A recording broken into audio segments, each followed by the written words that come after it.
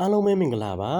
ဒီနေ့တော့ငပြောဘူးတုပ်လေးရဲ့ကြက်သားကြော်လေးရဲ့ကိုလှုပ်စားပါမယ်ငပြောဘူးကိုဘေးကရင့်နေတဲ့အသားလေးတွေကိုကျွန်တော်ပေးဖယ်ပါတယ်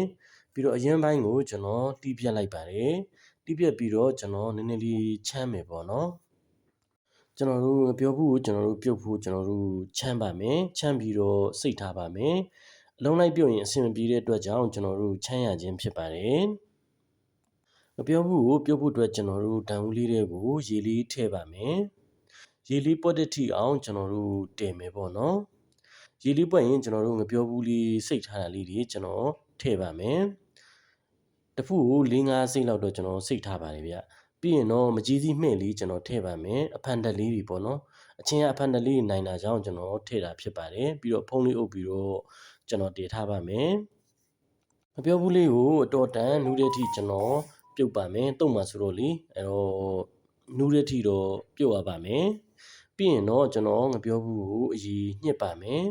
အရင်နဲ့ပြုတ်တဲ့အခါစူစီဖြစ်တာကြောင့်စားလို့မကောင်းပါဘူး6လေးတုတ်စားတာကပူပြီးတော့ကောင်းပါတယ်ပူပြီးတော့လေအရသာရှိပါတယ်ဗျ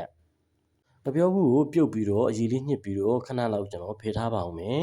အခုကတော့ကြက်သားလေးကြော်မယ်ပေါ့နော်အခုကတော့စီလေးထည့်ပါတယ်တဲဦးလေးတွေကို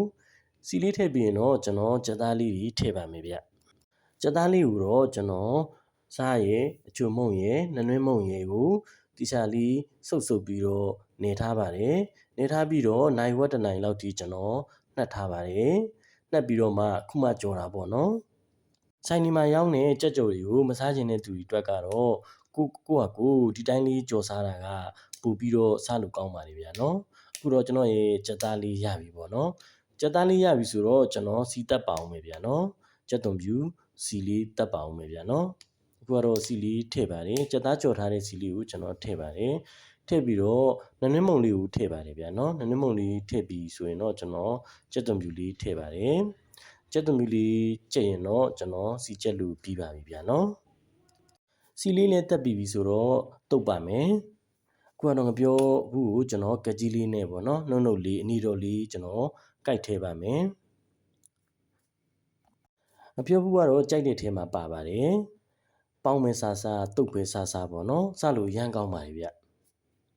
ငပြောဘူးလေးတွေကိုက်ထည့်တာလေးတွေပြီးပြီဆိုရင်တော့ကျွန်တော်တို့အစာလေးတွေထည့်မယ်ပေါ့နော်ကျွန်တော်မြေပဲလေးတွေထောင်းထားတာလေးတွေကိုကျွန်တော်ထည့်ပါမယ်ထိုက်လျောက်ပေါ့နော်ပြီးတော့ကျွန်တော်ပင်မုံထည့်ပါမယ်ဗျာနော်ပင်မုံအကျက်လေးပါဒါလေးရတော့ပေါ့နော်အတုပ်ဆိုရင်တော့ကျွန်တော်တို့မြန်မာတွေပင်မုံချက်ကိုမဖြစ်မနေထည့်တုပ်ကြပါတယ်ဗျာနော်ပြီးတော့ကျွန်တော်ကြက်သွန်ထည့်ပါမယ်ကြက်သွန်ထည့်ပြီးရင်တော့ကျွန်တော်ချိုမုံလေးထည့်မယ်ပေါ့နော်ချိုမုံလေးထိုက်လျောက်လေးကျွန်တော်ထည့်ပါမယ်ပြီးရင်တော့စားလေးထည့်မယ်ပေါ့နော်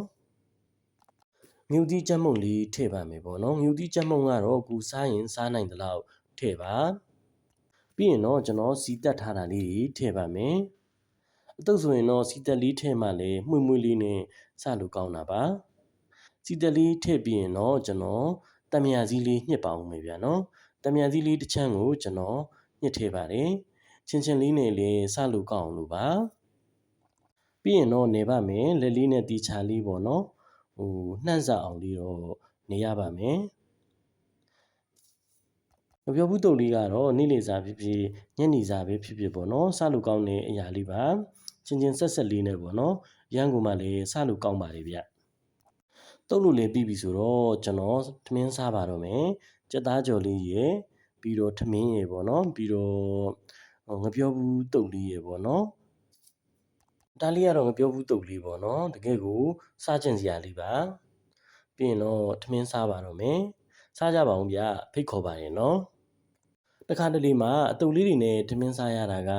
ပို့ပြီးတော့စားလို့ကောင်းပါလေဗျာနော်တမျိုးလေးစားလို့ကောင်းပါတယ်ပြီးတော့ကြက်သားကြော်လေးနဲ့ဆိုတော့ပို့ပြီးတော့ထမင်းမိန်ပါလေဗျာနော်ကျွန်တော်ရဲ့ထမင်းဝိုင်းလေးကတော့လွယ်လွယ်ကူကူရိုးရိုးရှင်းရှင်းလေးနဲ့ပဲထမင်းစားပါတယ်အားလုံးကိုကျေးဇူးတင်ပါတယ်ဗျာနော်ဗီဒီယိုလေးကိုအဆုံးထိကြည့်ပေးတဲ့အတွက်လည်းကျေးဇူးများကြီးတင်ပါတယ်ဗီဒီယိုလေးတွေတင်ရင်လည်းအဆုံးထိကြည့်ပေးပါဦးလို့မေတ္တာရက်ခံပါရစေအားလုံးကိုစိတ်နှပြချမ်းသာချမ်းသာကြပါစေဗျာကျေးဇူးလည်းအများကြီးတင်ပါတယ်